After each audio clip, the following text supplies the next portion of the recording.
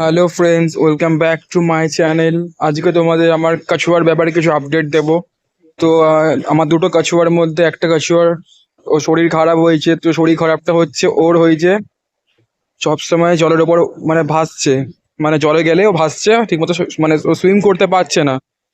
মনে হয় I think খাবারটা ওর ভেতরেই আছে, ঠিকমতো ডাইজেস্ট করতে পারেনি, ওর জন্যই সবসময় ও বাস্কিং এরিয়ার মধ্যেই আছে। বাস্কিং এরিয়া ছাড়া কোথাও জলে যাচ্ছেই না, মানে বাস্কিং এরিয়ার মধ্যে একদম সবসময় রয়ে গেছে ওখানে।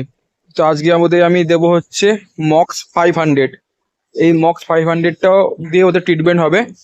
প্রথমে আমি একটু উষ্ণ গরম জল, মানে একদম হালকা গরম জল, যেটা আমরা হাতে নিতে পারবো বা আমার নিজেদের স্কিনে লাগাতে পারবো, সেরকম একদম একদমই হালকা বলতে গেলে, সেইখানে এই MOX 500 এই অ্যান্টিবায়োটিক এটা। তো এই ওষুধটা আমি, দেখো তোমরা প্রসেসটা দেখো, তোমরা দেখে তোমরা তোমাদের যাদের কাছে তারা কচ্ছপ রাখো বা মাছও রাখো, তুমি তাদেরকে অনেক রকমভাবে ট্রিটমেন্ট করতে পারবে। তো আমি আজকে স্পেশালি কচ্ছপের জন্য এটা বানিয়েছি। তো হচ্ছে প্রথমে আমি এই যে MOX 500 যেটা ক্যাপসুলটা, এটা দুভাগে ভাগ করা যায়। তো আমি দুভাগে ভাগ করে এর ছোট পার্টটা, এই ছোট ভাগটার মধ্যে দেখো এই মেডিসিনটা দিচ্ছি। এই মেডিসিনটা দিয়ে মানে প্রথমে এই মেডিসিনটার মধ্যে ঢালবো, ঢেলে ওই উষ্ণ গরম জলের মধ্যে ওটা ভালো মতো করে মেল্ট করে নেবো, একদম মানে গুলিয়ে নেবো। গুলিয়ে নেবার পর বেশি কিন্তু দেবো না, বারবার ধরে বলছি, এরকম বেশি কিন্তু দেবো না। এটা আমার যেহেতু অনেক ছোট কচ্ছপ, তার জন্য পরিমাণটাও সেরকমই থাকবে, ঠিক আছে? যদি বড় কচ্ছপ হয় আপনাদের কাছে, তো তোমরা বড় কচ্ছপ হলে তোমরা বেশি করে দিতে পারো। ছোট বলে এখন ওই জন্য একটু অল্প করে দিতে হবে। তো এই মেল্ট করে নিলাম। মেল্ট করার পর তা আমি আমার যে টাটেলগুলোকে, ঠিক আছে, এর মধ্যে রেখে দেবো। তো ওদের যে কোনো রকম ইনফেকশন হয়ে থাকে, ঠিক আছে, পেটের ভেতরে বা এদের চোখে, সব রকম ইনফেকশন থেকে এরা রিলিফ পেয়ে যাবে। তো আমি প্রসেসটা তোমাদের ভালোভাবে বারবার ধরে বলছি, দেখে নাও।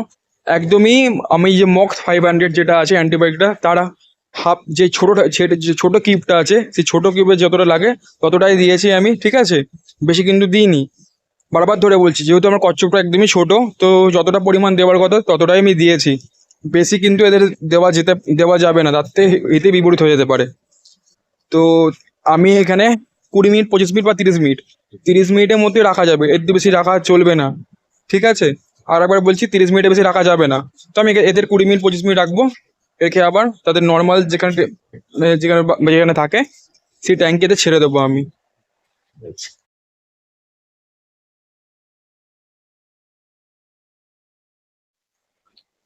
তো 20 মিনিটের ওপর হয়ে গেছে।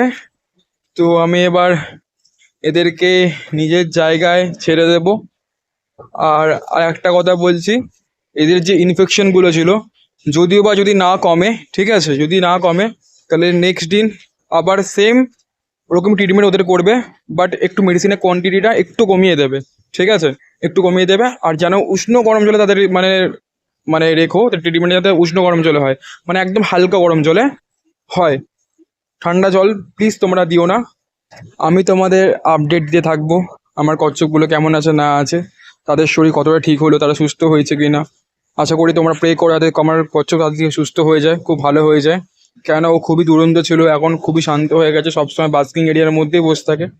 তো তোমার ভিডিওটা ভালো লাগলে অবশ্যই লাইক করে দিও, চ্যানেলটাকে সাবস্ক্রাইব করতে প্লিজ ভুলো না। দেখা হবে নেক্সট ভিডিওতে, টাটা।